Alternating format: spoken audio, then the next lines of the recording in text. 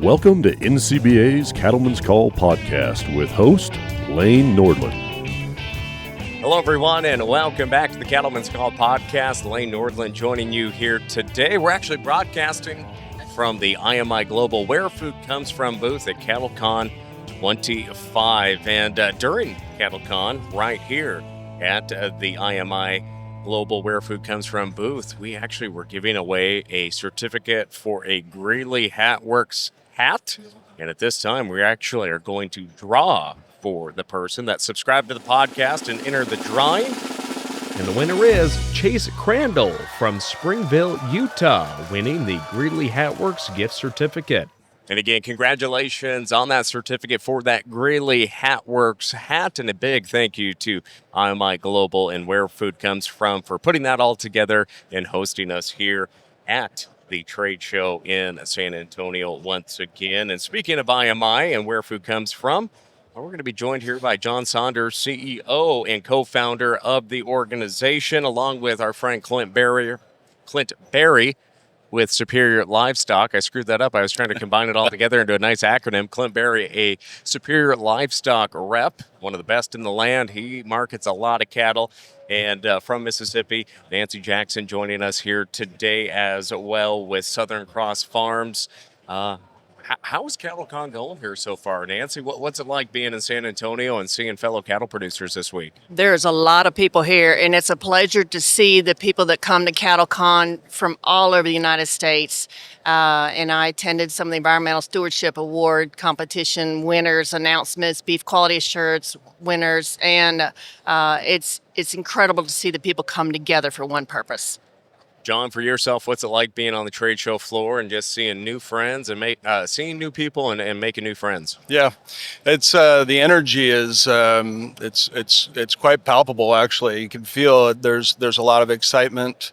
A lot of young people that are excited to be here. New technology, new things. So it's very exciting. Well, since I can't use my tongue this morning to ask questions either, but Clint, from your perspective, obviously you're active with NCBA, but also you have so many customers and friends from your work in Superior. What's it like at CattleCon this year? And I'll echo what Nancy and John said here too, because it's encouraging to see. One of the biggest things is the young people involved in agriculture, because we hear that all the time. We're loading trucks and talking to customers and buyers, and we hear it all the time, the fear about who's going to take over and stuff. But it's great to be able to come here from all across the country, learn new things, get initiatives, get updates, but also work through the business of the beef industry. And right now things are pretty contagious. This market's made a lot of people happy, and there's a lot of optimism.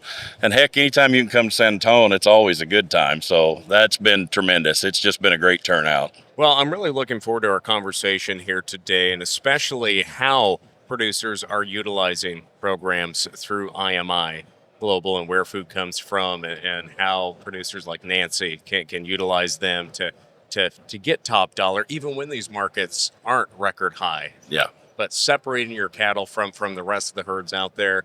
And Clint, your perspective in repping these cattle as well. But unfortunately, a cattleman's college session was going on, so we don't get Leanne Saunders. We're getting John Saunders today.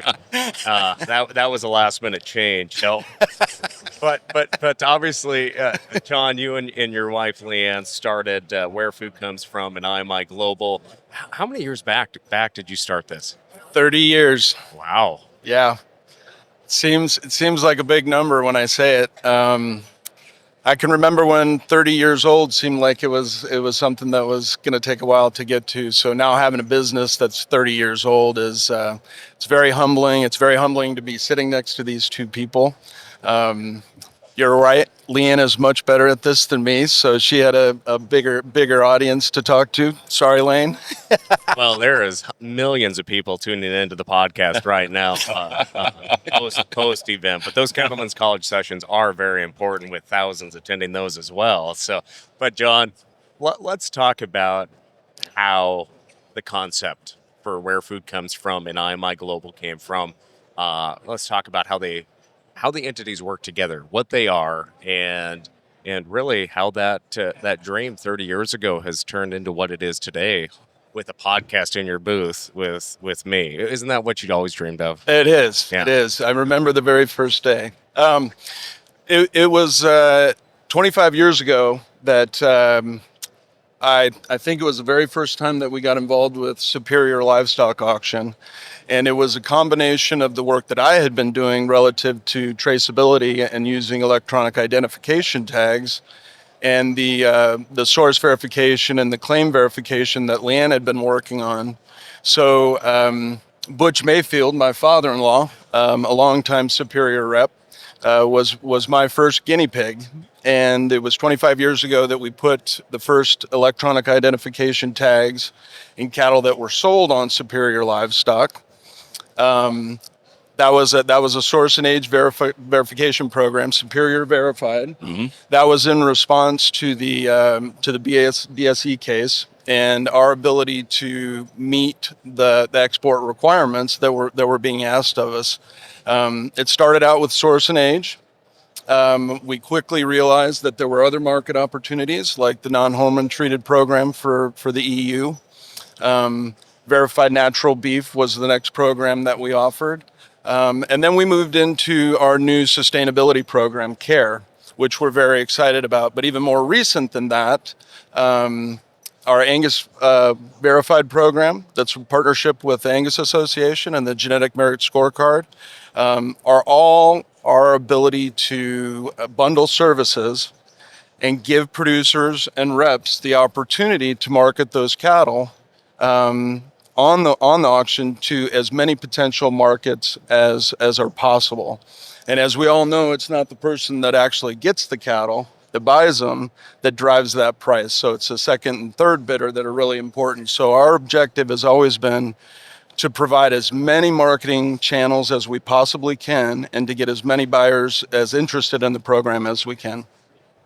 And again, thank you for hosting us here today, and I look forward to really expanding upon these different sectors of our guests here today. But first, I do want to give Nancy an opportunity to talk about your operation there in Mississippi and what it's like raising cattle there. So Mississippi in the summertime is very hot, but my husband and I have a cow-calf operation in Mississippi where we wean and background our calves for 60 days and then sell them in lot loads through Superior Livestock. So being a veterinarian has kind of helped with the herd health of the program, and sustainability on our ranch, biodiversity has been very important to us. And I'm very proud of the product that we produce, and I'm always super excited when I can reflect on, wow, maybe the tongues of our cattle are in Japan and some of our export products. And so I'm really proud of our cattle that we have. You know, I really do enjoy your tagline, John, your ranch, your story, your legacy. Nancy, what is your thought on that slogan, your ranch, your story, your legacy? How does that make you feel? Knowing that you can partner with IMI Global and Where Food Comes From, and knowing that they're helping you share all of that. Oh, and that is one of the main reasons that we look to IMI Global as far as adding value to set our cattle apart. We're very conscientious in our animal care program, and so their care suite standards was perfect in line for us because we want to tell our story. We want to tell our story of how our animals, we care for them. We're beef quality assurance certified, and we just keep stacking these things. And through having the tagline that IMI Global will add to these cattle, gives comfort to us and helps the consumer know, hey, I am proud, I'm proud where my cattle come from, but also whether they're non-hormone treated, they go to European Union or not, there's that confidence of that consumer on how these animals were raised. And how did you come to that tagline, John? What was that creative process like? Was it easy, or did you spend a lot of time thinking of the producer and then the consumer in mind too? Just about 30 years. Not coming from a ranching background, I think one of the things that really draws me to this industry is the unique people and their stories. So it really is a storytelling opportunity, and the legacy the future of this industry and the passion that everybody puts into it.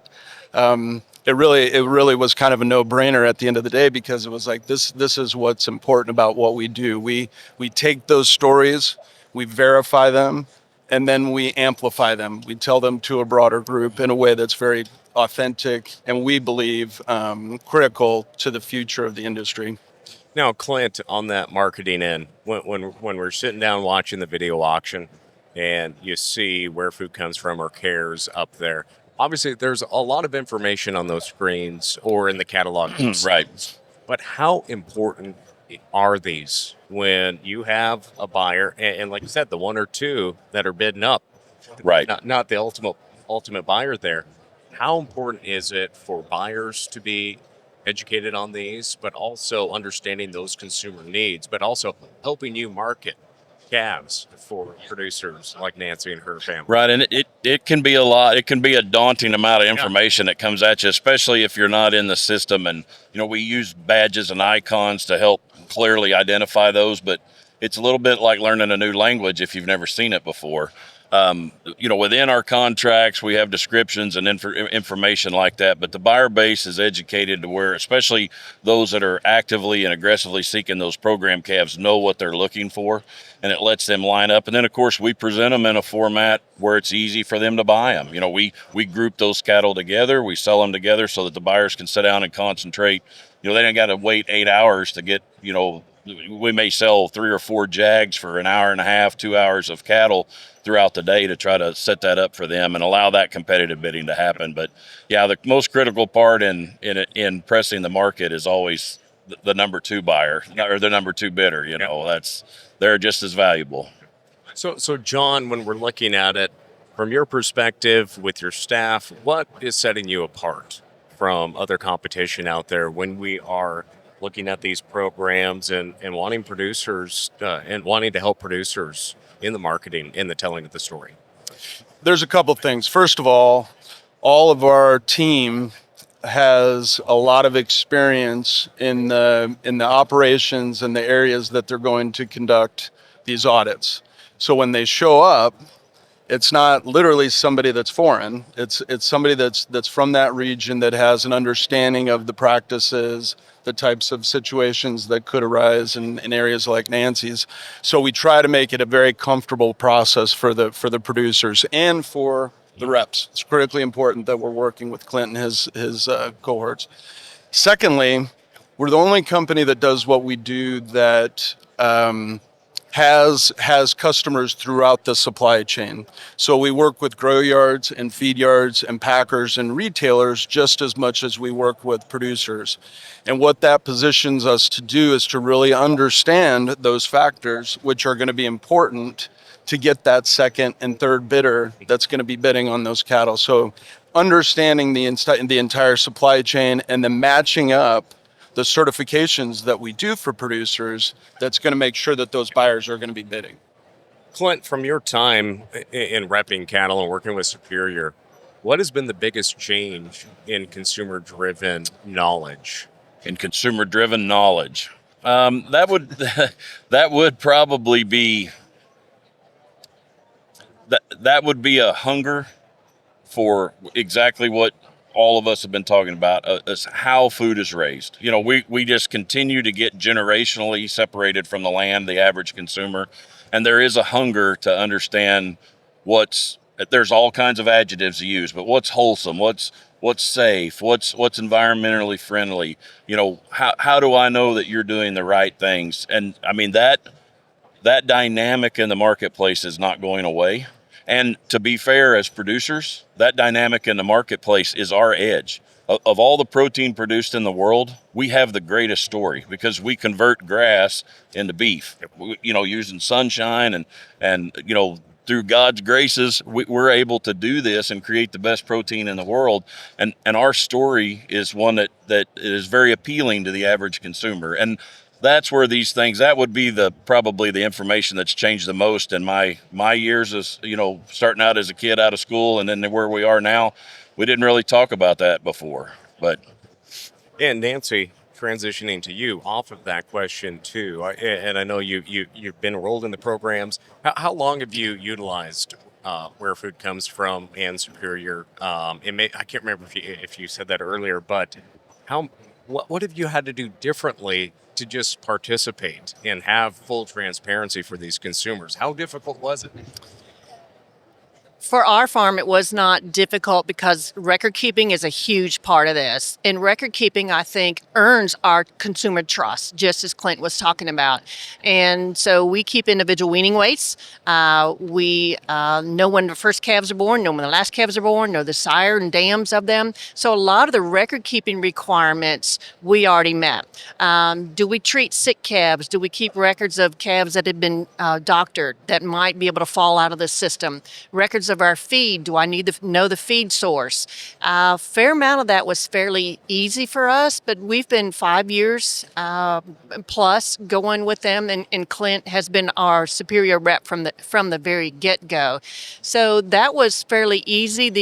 The on-site audit, as John was talking about, was kind of, I guess, nerve-wracking from the beginning as you come in. But as John talked about, I have been very pleased with my auditors' ability to see and pick out as they go through our pasture.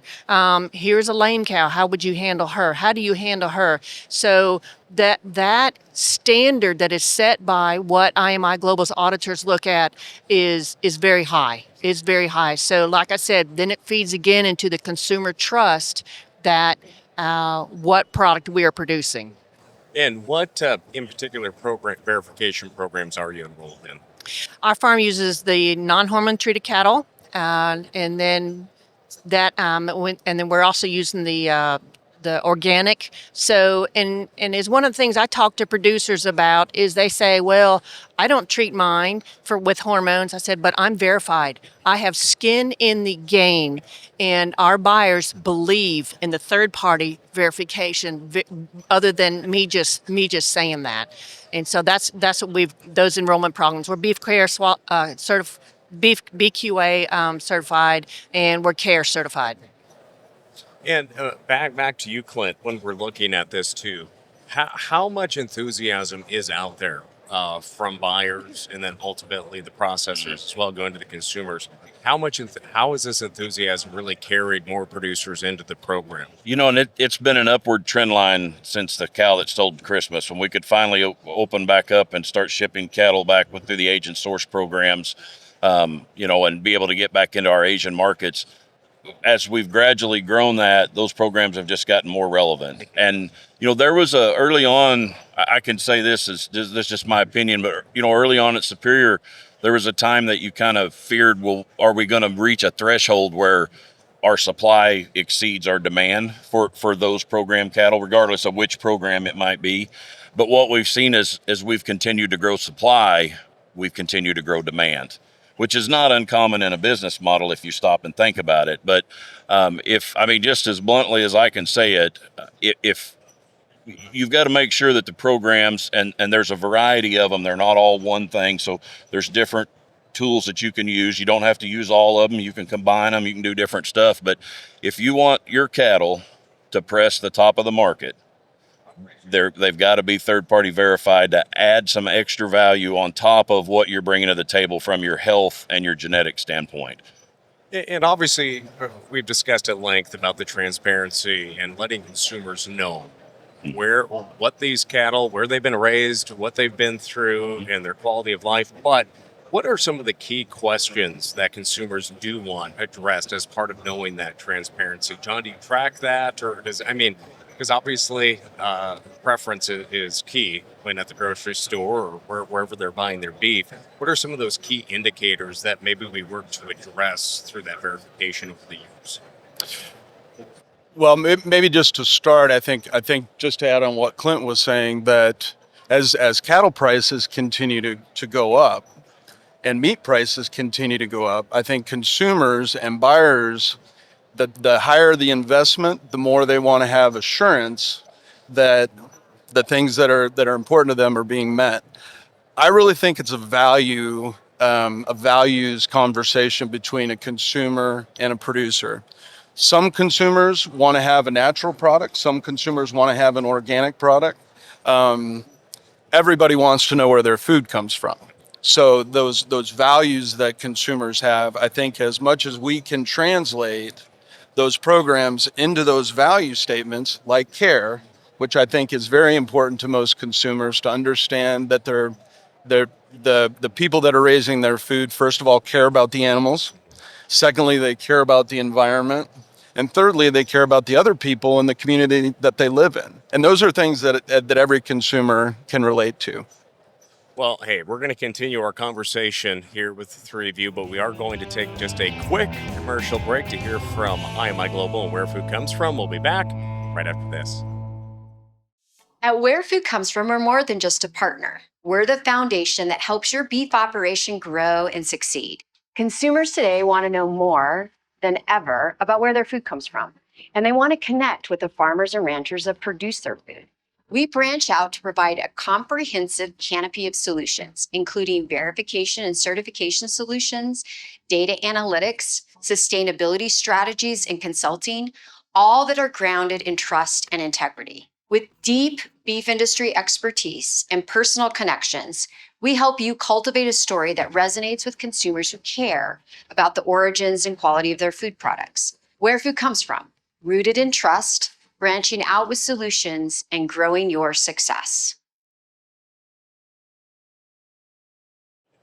Again, a big thank you to Where Food Comes From and IMI Global for letting us take over their booth for a day at CattleCon 2025.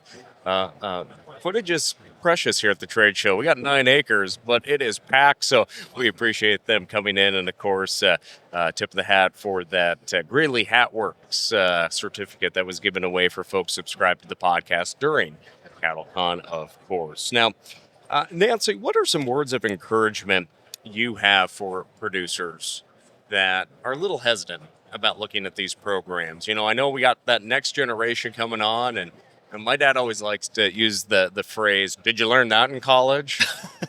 And there's been times where I have tried to implement things like stacking bales differently and all in a straight line like they taught us in forages class, and then it snows 4 feet and then it blows 10 feet on top of it and you can't dig the bales out. That was a fail on our operation. It's a good strategy. So my dad always likes to throw out that, "Did you learn that in college?" But for folks looking to diversify their risk, make more of an investment in a priority for that end user as well, what are your tips for folks about looking at the services provided by IMI and Where Food Comes From, and just the process of what it's like working with Clint as well, marketing them? People that are younger than me grew up in the digital age. And so the transmission of data, they're not afraid of. They're used to technology. They're used to devices that can capture data, that can transmit data, Bluetooth, and that sort of stuff. And so the younger generation, that's a whole lot easier for them to grasp and understand the ease of digital record keeping and stuff. But to be able to differentiate my black-hided cattle from other black-hided cattle is what I encourage the producers to do. Because by having this differentiation, you can tap into a better market. You can tap into the chance for a person like Superior in Clint to be able to say, you know, hey, I've been out there, I've videoed these cattle, I've seen the dams and the sires, and yes, you're only seeing a very small video of the cattle, but my rep has a whole picture of the whole operation. So I definitely encourage people to encounter and to approach that. Maybe they're not the largest producer in their area, but they can also go together with other producers that have the similar age and kind cattle. And still, again, they're going to talk to their rep and see how best to market the cattle that have these certifications. And when we're looking at resources, John, that you are providing producers and the innovation that comes with it as well, what is the beef passport? That I know that was something that I've heard around the trade show here. What is that as a resource for producers? Yeah, back to when I started, I was a software developer. So my very first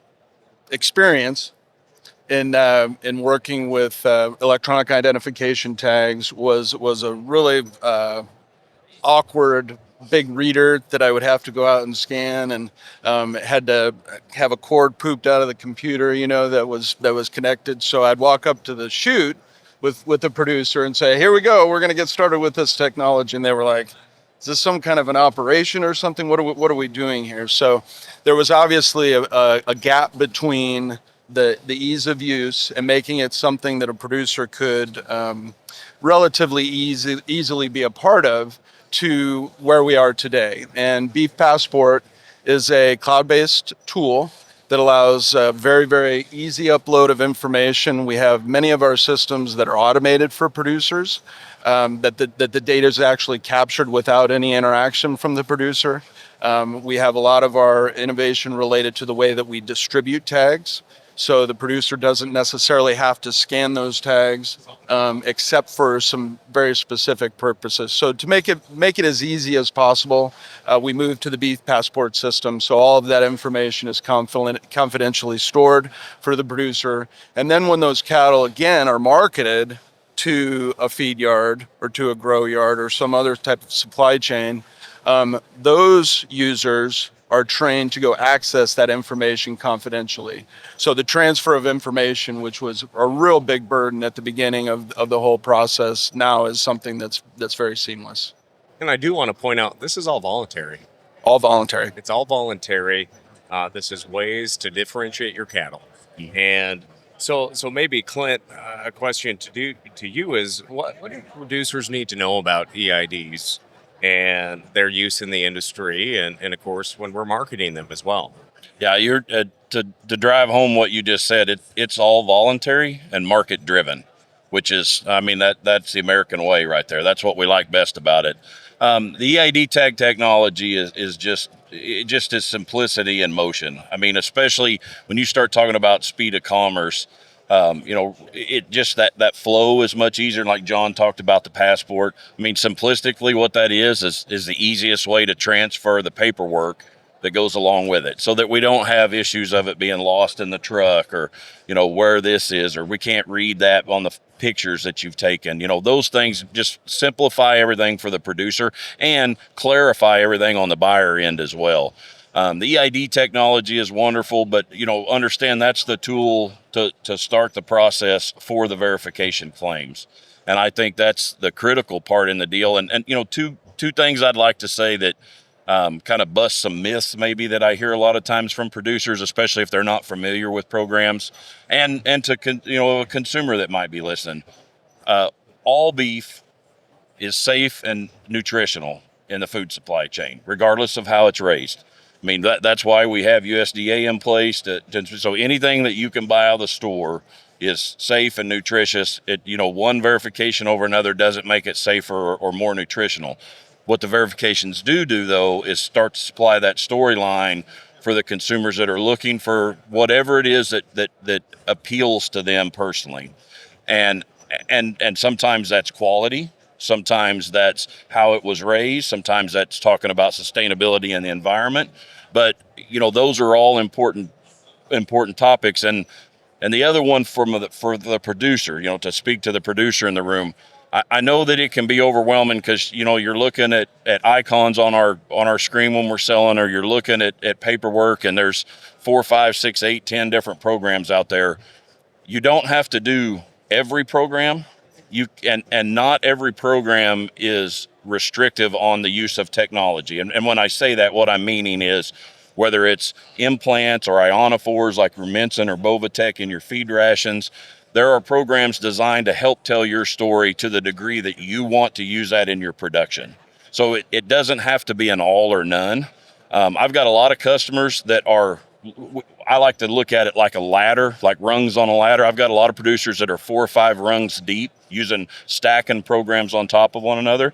I've got other producers that are at the base level. They're starting out with agent source verification, and adding a program like Beef Care is wonderful, because if you've got some pretty minimal paperwork practices, you can tell your story about your ranch, leave that legacy, which it is something all of us work to do. We don't work in this business with the profit margins that we have in the typical years and poured, generationally into the land, to not want to leave it better than we found it and leave it for somebody else.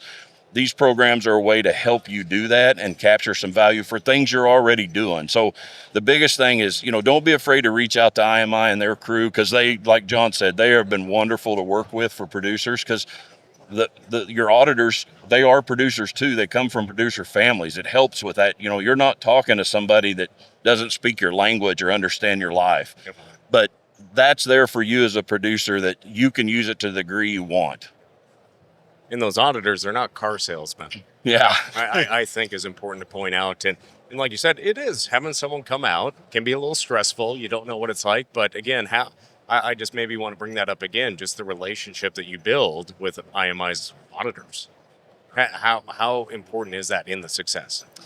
The relationship with the auditors is really important because I've been able to call upon my auditor and say, hey, I've got my cattle are shipping pretty soon. I need my shipping certificate, and it's really quick. It's really quick. They know my farm. They know, oh yes, you sold on this date. Your cattle are shipping on this date. So no, I've been exceptionally pleased with the auditors and the customer service that I've received.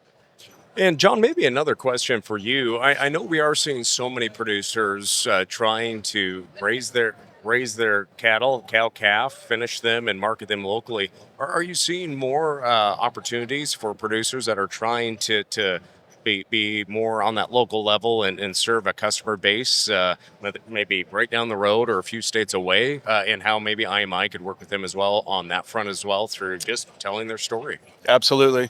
Yeah. One thing that really changed for the industry, I think, through COVID was the direct-to-consumer opportunity. So even if you are a that producer... was the term I was trying to think of, and it's right out my head. All right, I got it for you.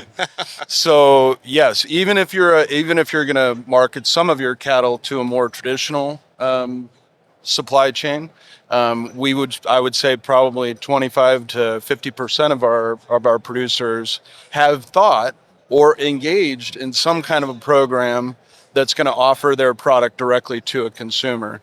And obviously with COVID, I think it changed the way consumers looked at it too. So now we've got this new opportunity in the industry for producers in a locale that maybe, would never have had an opportunity for them to market their product as actually become an asset for that ranch, because as we talked about, it's an experience to go visit a ranch. And if you're able to have that connection directly with a producer, I think it just hits it out of the park for the consumer. Well, and it verifies the claims, because there's a lot. It takes a lot to finish your own product for so many producers that are doing the direct-to-consumer model. We know how hard that can be, but there's nothing more frustrating for me when you're on Facebook land or Craigslist and people are promoting their product. Yes, they're proud of it, but when they degrade other people's and then they have claims, I think it could harm a consumer's preference of a protein like beef if those claims aren't backed up or they have a bad experience. I think that's a big thing to focus on as well. Yeah, no question. Well, again, there's a lot of opportunities, and maybe my last area is what is down the road? What is 5-10 years down the road for each of your respective entities, from the ranch to Where Food Comes From to Superior? What is in store in the future? What new innovations are maybe on the horizon? Maybe don't stack bales like I did up in Montana and get them, what I learned in college. But seriously, what are some goals that have been set for the future for each of your roles in the business? Nancy, I'll start with you. For our farm, the goals is telling our story. And as we tell our story on either our social media site or as I speak in front of cattlemen's groups or whatever, is telling our story continuously, because the consumer is the final one of our product. And we need to be sustainable socially. And our community, our places need to look pretty for what our community is. And so that's one of the things why it's important for me to share that I partner with IMI Global on our Facebook page because, yes, I'm certified. I've been checked that our farm practice environmental sustainability. My employee safety is important and verified too. So that's the thing as we look into the future to give that customer confidence of telling our story. Clint, I'll go to you next. Well, I think we kind of touched on it a little bit, and I think there's tremendous opportunity, and COVID just slapped us in the face with this. I think there's tremendous opportunity to look into to verifying and marketing a local product. Now, that word local has no objective definition. You know, is that Northern Plains? Is that the Southeast? Is that California beef? What does that mean? But it could mean all of the above or any of the above to whatever the retailer is wanting to market that way. But technologies like this and programs like this can allow us to actually verify where that calf was born, where it was finished, where it was harvested, and you could encompass that into that. And I'm not saying it's here, but I can clearly see that is an opportunity. You know, I especially think about regional based groceries and places like that want to market a product like that, especially into some of the higher end meat counters that we see. People really respond to that. Now, I don't, that's their preference as a consumer. And if they want us to supply it, the market side of me is willing to provide it. And I think that's a great opportunity for us. That's probably the biggest upside I see as we continue, especially as we continue. I mean, our cattle just get better generationally. I mean, just the carcass grading qualities that we have now are higher than what I ever thought when I, come out of college 30 years ago. And I just think that appeal for that high-end product is going to continue with the demands of a consumer that wants to know more. But I think local, you could even term it as U.S. beef. I know there's a lot of talk in the beef industry about we want to know this is American beef or something. I mean, how easy is it to source and age cattle and use that label if a retailer wanted to jump on that from a consumer demand? Yeah. John, from IMI's perspective? Well, I have to say, first of all, I'm humbled to be sitting between these two. It's a very, very significant honor that you guys have given us your trust, both of you. I